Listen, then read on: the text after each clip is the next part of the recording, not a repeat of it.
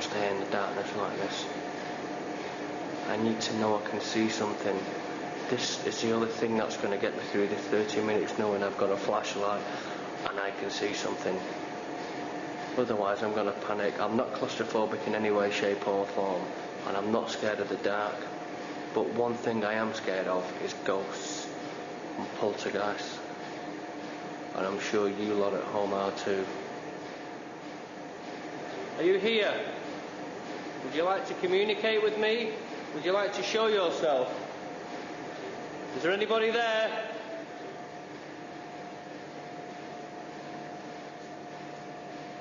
I can hear something splashing in the puddle.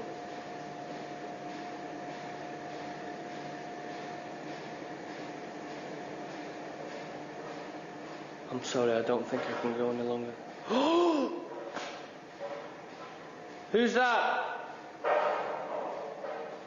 Oh, fucking hell.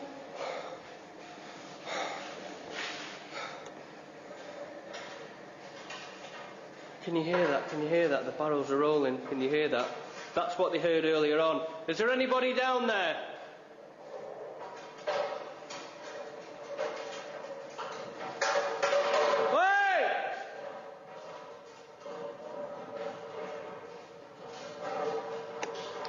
Something's there, something's there. Oh no!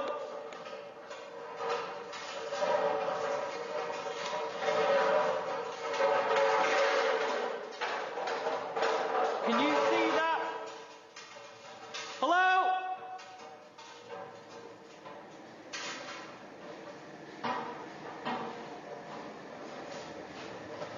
Oh my God.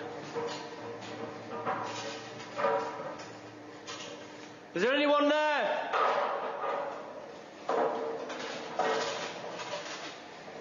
Hello?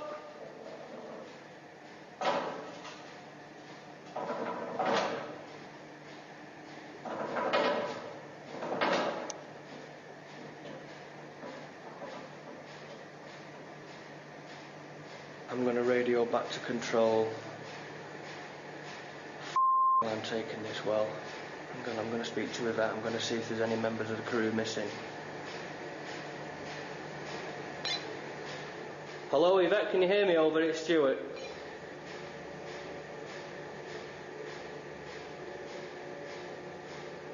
Hello, is there anyone there? Over. After receiving Stuart's distress call, the rest of the crew converged on the barrel room. No one else had been in the vicinity when he had witnessed the barrel rolling of its own accord. Everyone had their own theory as to what had caused it. Luckily, we had an expert witness on hand. I don't know how a barrel would roll on its own. It is on an incline down there. It's specifically made for barrels to roll down, but they don't roll on their own. They need a push. Is there anyone there? To the best of David's knowledge, the barrel run had also been totally empty at the start of the night. So was this evidence of paranormal activity? It was certainly not the only strange event to occur during this terrifying night. There had been lots of audible activity during both the vigils and Derek's walk-around. Crew members had witnessed the movement of objects, and for some of us, the tense atmosphere itself had been too much to bear. There's nothing there. There's nothing there. I want to go now. There's nothing there. Please.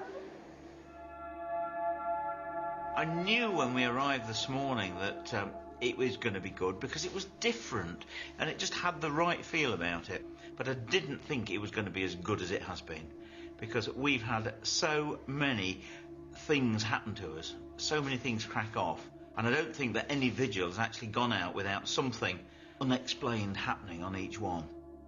It's definitely a first for me.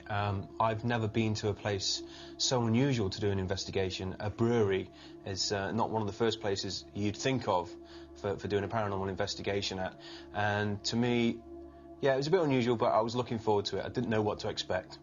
The highlight of the whole event for me has got to be what happened in the attic. Not knowing what's on the other side of the shelves, knowing that there was a figure with a brown cloak and a brown hood that's been seen up there, Derek picking up on it, and then just before we left, wow, that glass case that was rocked at the back of Derek. And I mean, there is absolutely In my opinion, no possibility that anybody did that. It was pure, unadulterated paranormal activity at its best. During the walk around, not an awful lot happened until approximately halfway through the lit walk around. Are you having a laugh? When we were ascending the upper levels of the brewery, that's when we heard the keg noises. I can only describe it as two metal kegs, beer kegs, being banged together in quick succession 5 times. Bang, bang, was it in there or was it down there? Personally, I would like to think it was paranormal activity purely due to the fact that we know nobody was around. We know where all the crew are, we know where the on-site staff are, so I can categorically say nobody was around to cause those noises. During this investigation, all the incidents that happen could be described as physical phenomena. That means they're bangs or objects apparently moving on their own. So let's take these in turn. First of all, quite early in the investigation, the crew hear 6 loud bangs in succession. What's particularly impressive about this is that all the crew are present and together. So what did cause the bangs, I don't know. Unless you want to make some contact with us now, this is your last chance. When Richard and Derek's group are in the attic, a cupboard appears to move all by itself.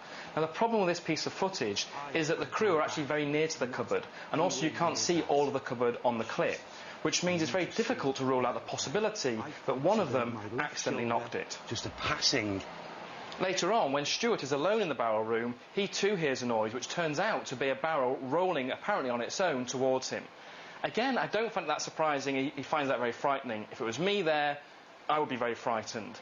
The difficulty is knowing exactly what caused that barrel to move.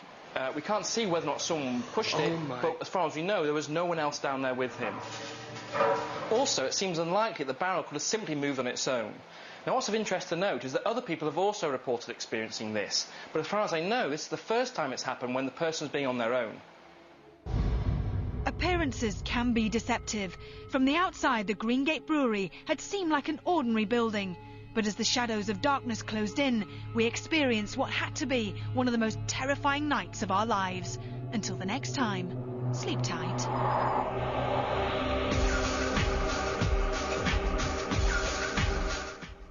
We go behind the scenes in Most Haunted Extra next, and it's your chance to win VIP tickets to the summer solstice in June with a second question to our competition.